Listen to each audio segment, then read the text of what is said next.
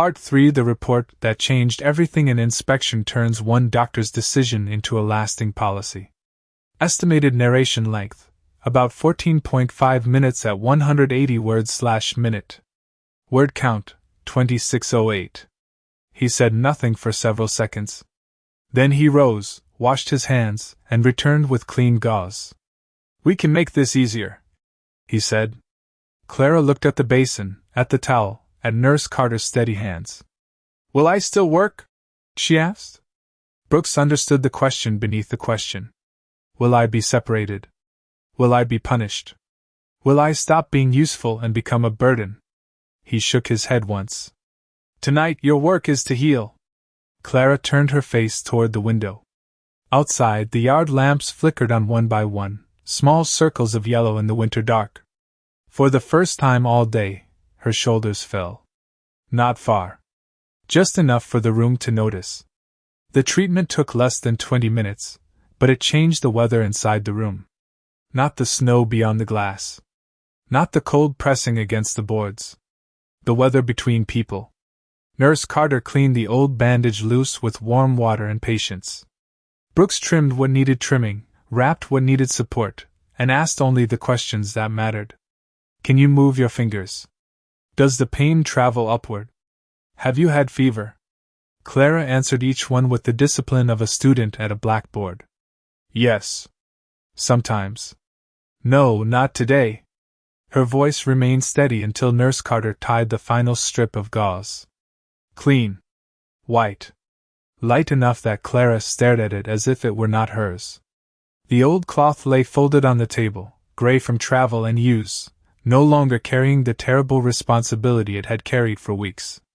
Brooks wrote instructions on a card. Warm compress twice daily. No field work. Translation duties only. Follow up every morning. He tore the card from the pad and handed it to Clara. She read it, then looked at the words again. Translation duties only, she repeated. That is still work. Yes, Brooks said. Just not the kind that costs you an arm. Nurse Carter almost smiled. Clara did not, but something near her eyes eased. Outside the infirmary, Lieutenant Mercer was speaking with the camp commandant, Colonel Samuel Whitaker, a broad-shouldered man in his 50s who had been called away from supper by 3 conflicting reports. One said Captain Brooks had stopped all prisoner labor. One said the infirmary had been turned into a ward without authorization. One said German women were being given special treatment. Whitaker listened to Mercer with his hands in his coat pockets and his breath clouding in the dark. He did not interrupt. That made Mercer talk more than he meant to. When the infirmary door opened, Brooks stepped onto the porch with his medical folder under one arm. He looked tired now. Not uncertain. Tired. The kind of tired that comes after finding a problem large enough to make every earlier routine look careless. Whitaker turned to him. Captain, I am told you suspended work assignments. For the women's compound. For today and tomorrow morning at minimum. On what grounds? Brooks handed him the folder. Whitaker opened it under the porch light. The pages lifted in the wind. Names. Temperatures. Notes. Simple words. Prolonged fever. Untreated infection. Severe fatigue. Restricted movement. Needs rest. Needs care. Needs recheck. Mercer shifted beside him. Sir, with respect, many of these complaints were not reported during intake. Brooks looked at him. That is the point. Whitaker read another page. His face did not soften, but it changed. There are men whose sympathy is noisy and men whose decency works like a door closing quietly against the cold. Whitaker belonged to the second kind. He looked through the infirmary window. Inside, Nurse Carter was helping Greta drink broth. Clara sat near the desk, translating softly for an older woman who had finally begun to speak.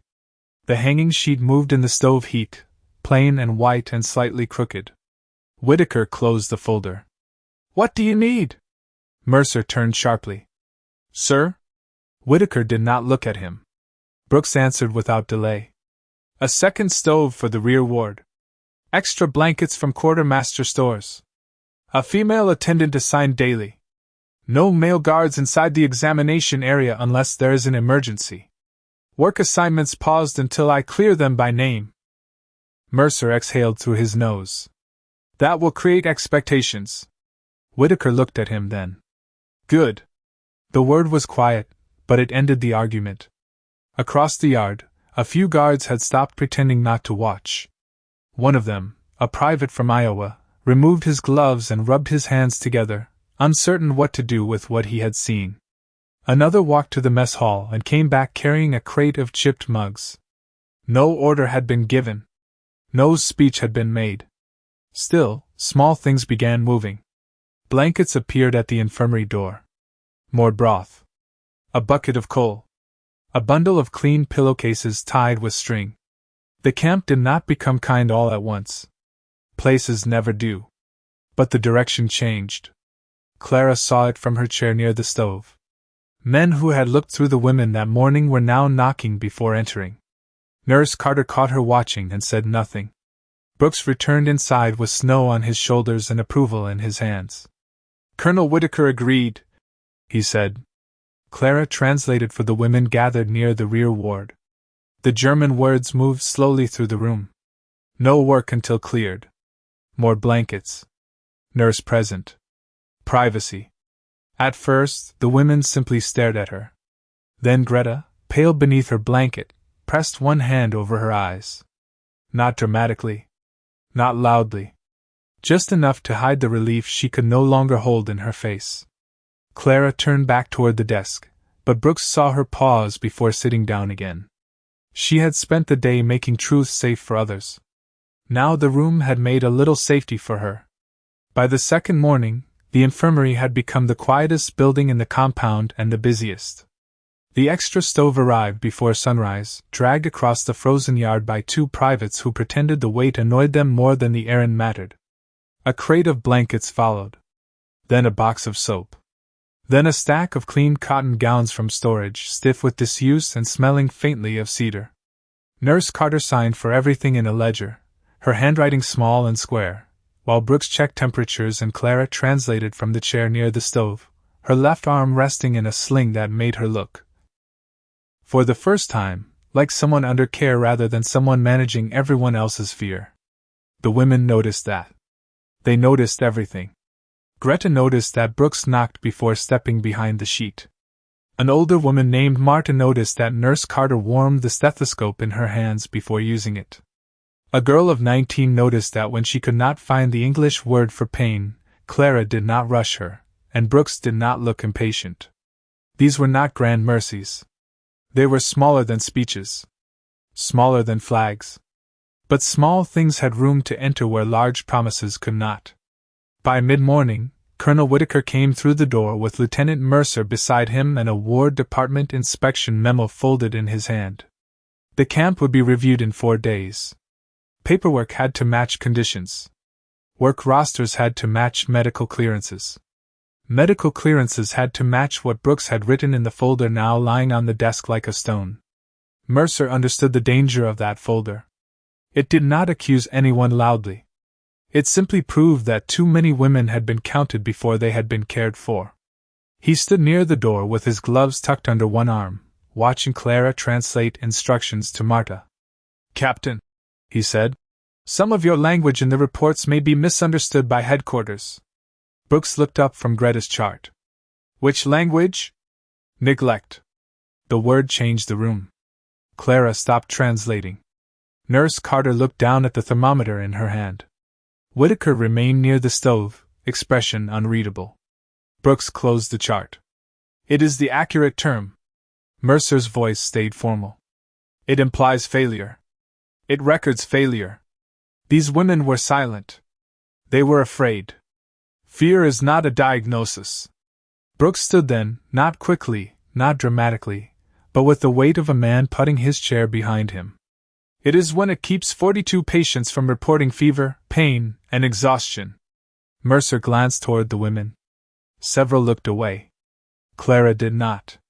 Her face had gone pale, but she held his gaze as if something long trained in her had finally grown tired of lowering its eyes. Mercer saw her looking. and seemed irritated by it. "Miss Weiss has been useful," he said. "But I would caution against letting a prisoner's perspective shape official conclusions." Clara's hand tightened around the pencil. Brooks answered before she could translate the insult to herself. "Her perspective is the reason half of these women are being treated before they collapse." The word was not loud. It did not need to be. Whitaker unfolded the memo, then folded it again. "Lieutenant Mercer, step outside." Mercer turned. "Sir, I only meant that the report should be balanced." "Outside." The door opened. Cold air entered. The door closed. Warmth returned slowly. For a moment, no one spoke. Then Whitaker looked at Brooks. "Send the report as written." Brooks nodded. Clara lowered her eyes, but not in defeat. More like someone setting down a weight without knowing where her hands should go afterward. Whitaker turned to her. "Miss Weiss." Clara straightened immediately. "Old habit." "Yes, Colonel." His voice was even. "If any woman in this compound is afraid to seek medical care, Captain Brooks needs to know. Nurse Carter needs to know. I need to know." Clara translated the words for the others, but her voice changed halfway through. It roughened on the German, caught on one phrase, then steadied again. Around the room, women listened with the stillness of people hearing a door open in a wall they had thought was solid. After Whitaker left, the day continued. Charts. Broth. Coal. Clean towels. Quiet steps. But something had shifted beyond the infirmary. At noon, when the mess hall sent soup, the cook included apples cut into slices because he had heard fever made food difficult. In the afternoon, a guard who once shouted roll call too sharply read the names slower, giving each woman time to answer. Near sunset, Mercer returned to the infirmary porch, stood outside for a long minute, and knocked before entering. No one praised him for it. No one needed to. Clara saw the knock from her chair. Brooks saw Clara see it. Nurse Carter went on folding gauze as if the sound had always belonged there. The inspection came on a gray morning 4 days later, when the snow had melted into narrow silver. Lines along the paths and the compound smelled of wet wood, coal smoke, and boiled coffee. 2 officers from headquarters arrived in a staff car with clean tires and polished boots, carrying clipboards that looked untouched by weather. They walked the barracks. They counted beds. They checked food stores, work rosters, laundry records, medical forms. Lieutenant Mercer followed them with a face made of careful neutrality. Colonel Whitaker answered questions in the same calm voice he used for everything. Brooks remained in the infirmary, because Greta's fever had broken before dawn, and Clara was helping Nurse Carter teach the women how to change bandages without wasting supplies. The white sheet still hung across the corner. It had been washed once, but the middle still sagged. No one removed it. By then, everyone understood that the sheet was not decoration. It was policy before policy had found the proper words. When the inspection officers entered, they paused at the sight of it. One of them, Major Ellis, looked from the sheet to the rows of charts on Brooks's desk. "This is unusual," he said. Brooks capped his fountain pen. "It has become necessary." Major Ellis leafed through the reports. He read the clearances, the restrictions, the notes, written in plain language. He saw Clara's name on several translation forms. He saw Greta's temperature chart. He saw the list of women not yet cleared for full work. He frowned once, but not at the women. At the timeline. At the dates. At the quiet evidence of what had almost been missed. "You suspended labor for the entire female compound?" he asked. "Temporarily," Brooks said. "Until each woman could be examined properly. That cost the agricultural schedule 2 days." Brooks did not look away. "It may have saved the camp more than that." The second officer, a younger captain, walked to the rear ward and stopped beside Greta's cot. She was sitting upright, a blanket around her shoulders, both hands wrapped around a mug of broth. Clara translated his polite question. Greta answered softly. The captain listened, then removed his cap. Not because regulation required it. Because the room required it. Major Ellis closed the folder and looked at Whitaker. This procedure should be formalized. Mercer blinked. Brooks said nothing. Whitaker nodded once. We have already begun. By noon, the officers were gone. By evening, an order was typed on camp letterhead. All female prisoners would receive private medical review upon arrival. A female attendant would be present during examinations whenever possible. No non-medical personnel would enter without permission, and work classification would follow care, not replace it. The words were dry, bureaucratic, almost dull. But Clara read them 3 times beside the stove, her clean bandage resting lightly in her lap, and understood that dull words could sometimes shelter living people. Spring came slowly to Pennsylvania. The ground softened. The women returned to work in stages, not as a line pushed forward, but as names cleared one by one. Greta began carrying laundry before she returned to heavier tasks. Marta worked in the kitchen garden. Clara kept translating for the infirmary, then for the camp office, then for letters that women were finally brave enough to send home. Brooks never asked her to thank him. Nurse Carter never acted as if kindness had been a favor. The sheet remained in the infirmary until summer, when a carpenter from the maintenance crew installed a proper curtain rod. He measured twice, drilled quietly, and left without saying why he had sanded the edges smooth. In August, when the war was over and transport lists began to appear, Clara came to the infirmary one last time. She placed a folded strip of old gray cloth on Brooks's desk. It was clean now, pressed flat, no longer hidden under a sleeve. I kept it to remember what I should never hide again, she said. Brooks looked at the cloth for a long moment, then at her. Keep the lesson, he said. Leave the burden. Clara almost smiled. Years later, in a letter sent from a small town near Bremen, she wrote that she did not remember the American camp as a place of wire, though wire had surrounded it.